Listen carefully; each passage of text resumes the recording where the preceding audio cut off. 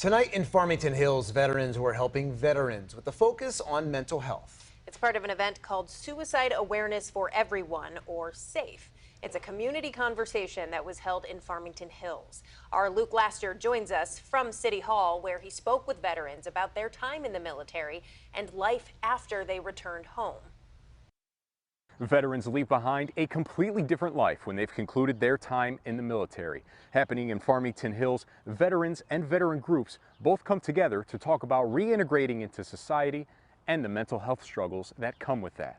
The thoughts change because of the trauma, our mood changes because of the trauma. A panel of speakers take to Farmington Hills City Hall to address an issue millions of soldiers face upon their return home. Learning how they operate was totally, it was crazy to me. Gary Easterling was a panelist speaking about his role as the director of the American Legion. We have 75 veteran service officers across the state. He recalls his struggles following his 25 years of service after taking a civilian job. He also discusses being around his wife and sons who also served after constantly being away from them.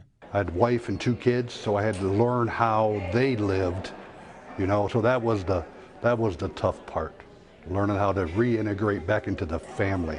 Those fireworks, those big loud noises. Chris Cornelius was in the Army National Guard Reserves for 8 years. He chose to begin a nonprofit after hearing stories from men he served with who went to combat. Cornelius says the Fallen and Wounded Soldiers Fund supports Michigan-based soldiers, support he's happy to be seeing more of.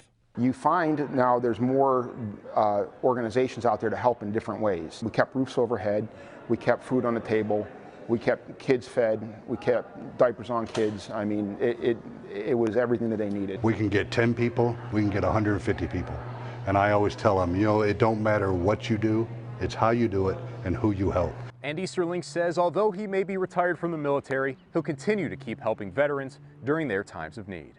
Reporting in Farmington Hills, Luke Laster, CBS News, Detroit.